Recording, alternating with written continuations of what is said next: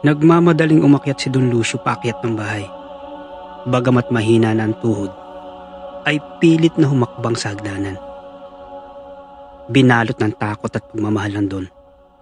Habang paakyat, ay sumisigaw ito ng, "Graciana, dalhin ang bata sa likod! Bilisan mo!" Sigaw ng Don. Habang sa silid naman, si Lola Urong ay gumuhit ng bilog sa sahig gamit ang abo. At sa loob ng bilog, inilagay niya si Graciana at ang sanggol. Habang si Aling Rosa ay nakahawak sa kanyang rosaryo. At ang mga buto ng rosaryo na hawak ni Aling Rosa ay nagsimulang uminit sa kanyang palad. Sumugod si Don Lucio sa silid at hinarap ang pintuan. Alam niyang darating si Adriano. At dumating nga ito. Ngunit hindi na sa anyong tao, kundi bilang isang halimaw na kalahating ahas at kalahating tao. Ang katawan ay umaagos na parang usok. "Tumigil ka! Hanggang diyan ka na lang. Hindi ka makakapasok sa silid!" Sigaw ni Don Lucio, habang hawak-hawak ang krus na pilak na ibinigay pa sa kanya ng Cora Parroco noong siya ay bata pa. Ang tanging bagay na hindi niya ipinagpalit sa lahat ng kanyang kayamanan. Ngunit tinawanan lang ito ni Adriano.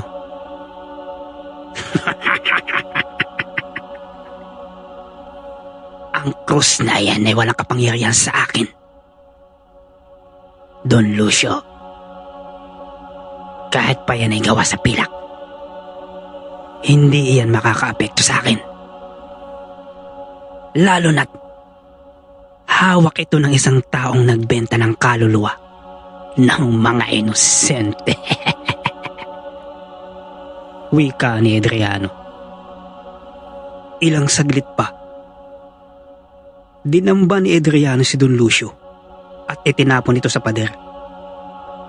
Dinig sa buong paligid ang pagkabali ng buto ni Don Lucio. Naramdaman na matanda na nabali ang kanyang tadyang. Ngunit hindi ito bumitaw sa krus. "Lola Urong!" Sigaw ng Don Lucio. Duguan ang mga labi. "Simulan mo na ang ritual! Ngayon na!" Inihagis ni Lola Urong ang punyal kay Don Lucio. Subalit hindi ito umabot sa kinaroroonan ng matanda. Gumapang si Don Lucio. Ang kanyang dugo ay dumadalasdas sa sahig ng kahoy habang papalapit si Adriano kay Graciana at sa sanggol. "Isang napakagandang sanggol," malumanay na wika ni Adriano habang nakatitig sa sanggol at inaabot ang kanyang kamay na may mga kukong matutulis papalapit sa mukha ng sanggol. "Isang alay na kalugod-lugod. Isang inosenteng kaluluwa." Sa huling lakas ni Don Lucio, naabot niya ang punyal. Tumayo ang matanda ng buong lakas. Ang katawan ay nanginginig sa pagod. Hindi na ito maiunat ng diretso. At sa isang iglap, sinaksak ni Don Lucio ang sariling dibdib. Ang patalim ay tumago sa puso ng matanda, sa mismong pinanggagalingan ng buhay. At doon, kung saan nakaukit ang kanyang kasunduan at pangalan, biglang, isang nakakabulag na liwanag ang kumalat sa silid. At si Adriano ay sumigaw ng pagkalakas-lakas. Isang sigaw na hindi tao, hindi din hayop. Isang tunog na nagmumula sa kaibaturan ng lupa.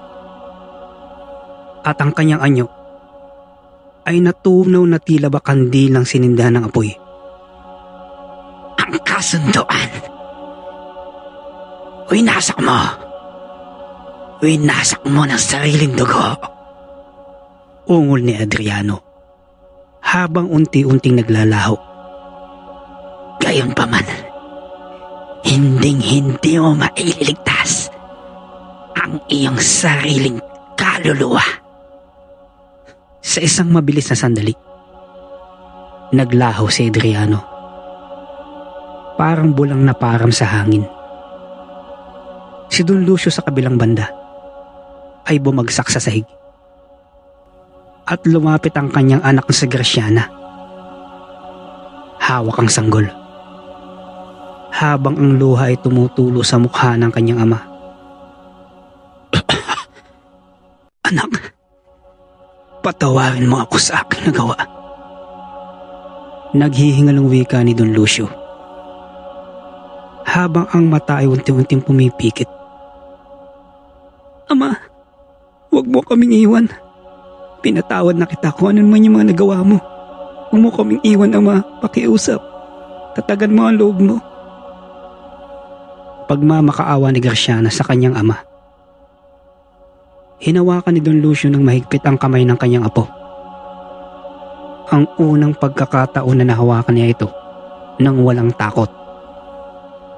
At doon, sa sahig ng silid na nabasa ng kanyang dugo, pumanaw si Don Lucio Monteverde.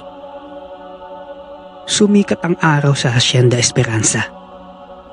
Sa unang pagkakataon, sa maraming taon, ang sikat ng araw ay hindi mainit at hindi nakakasilaw. Ito ay banayad. Mapusyaw na kulay ginto na tila bumabalot sa buong hasyenda ng isang bagong pag-asa. Sa labas ng mansyon, nagtipon ng mga obrero. Wala nang mababanaag na takot sa kanilang mga mukha.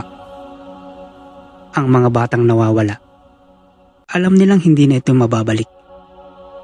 Ngunit ang kanilang alaala ay mananatili bilang isang babala. Na ang kayamanang itinayo sa kasamaan ay may malaking kapalit na halaga. Si Graciana, kasama ang kanyang asawang si Ramon at ang sanggol na si Esperanza, ay tumayo sa balkonahe. Habang si Lola Orong ay nakatayo sa tabi nila. Ang punyal ay binalot niya sa isang pirasong itim na tela at itinago sa isang lugar na hindi na muling matutuklasan. Aling Rosa, tawag ni Graciana sa matanda sa isang malumanay na boses. Ipatawag niyo po ang Cora Parroco. Gusto kong pabinyagan si Esperanza ngayon din at gusto kong magkaroon ng misa para sa aking ama. Wika ni Graciana kay Aling Rosa. Ngunit senyora, sabi naman ni Aling Rosa, ang inyong ama ay maraming kasalanan. Baka hindi siya tanggapin ng simbahan. Tugon naman na matanda kay Graciana. Tumingin si Graciana sa abo na naiwan mula sa ritual ni Lola Urong. At pagkatapos ay tumingin siya sa mga obrero. Sa mga inang nawalan ng mga anak. Sa mga batang naglalaro sa bakuran na hindi nila alam ang kasaysayan ng lupang kanilang tinatapakan. Ang Diyos na kilala ko, Aling Rosa, ay hindi tumatalikod sa isang taong tumubos sa kanyang kasalanan kahit na ikinamatay niya ito. Ipagdasal natin ang aking ama. Hindi dahil sa karapat-dapat siya, kundi dahil sa kailangan niya ito. Makalipas ang 50 taon, mga taong 1930, ang Hacienda Esperanza ay nasa kamay na ng dating sanggol,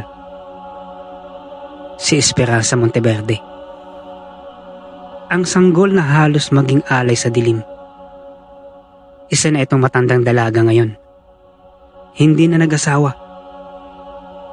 Subalit, ang kanyang naging tungkulin ay naging tagapag-alaga ng mga ulila. Ang kanyang kwento ay hindi na isang lihim sa mga magsasaka. Kilala siya bilang Senyora Esperanza. Ang babaeng namamahala ng may katarungan. Sa kanyang opisina, sa likod ng kanyang mesa, nakasabit ang isang lumang krus na pilak na iniwan ng kanyang lolo. at ang isang lumang punyal na nakabalot sa itim na tela. Mga paalala na ang kasamaan ay totoo, ngunit ang pag-ibig ay mas dakila. Isang hapon, habang naglalakad siya sa tubuhan kasama ang kanyang apo, ito yung mga batang kanyang mga ampon. May isang matandang lumapit sa kanya. Si Mang Tasyo ito. Ang dating katiwala na ngayon isang matandang kuba na. Senyora Esperanza! Wika na matandang kuba na si Mang Tasyo. Naalala ko nung bata pa ako. Dito sa lugar na ito, may mga bagay akong nakikita. Mga bagay na hindi ko kinaya. Napatigil si Doña Esperanza at hinawakan niya ang kamay ni Mang Tasyo. Ano po ba ang inyong nakita, Mang Tasyo, noong araw? Ang iyong lolo, noong gabing pumanaw siya. Nakita ko siyang gumagapang para maabot ang punyal. Alam ko pong hindi siya perpektong tao. Ngunit sa huling sandali, nakita ko sa kanyang mga mata ang isang bagay na hindi ko nakita sa kahit kanino man. Ang pag-ibig na handang ialay ang buhay kahit pa sa kamatayan. Nang marinig ni Doña Esperanza ang kwento ng matandang Tasyo, hindi na nito napigilang lumuha. Para sa kanya, ang lolo niya ay hindi lang isang bayani, kung hindi isang taong mapagmahal na handang ialay ang kanyang buhay. Masagip lamang ito sa bingit ng kamatayan.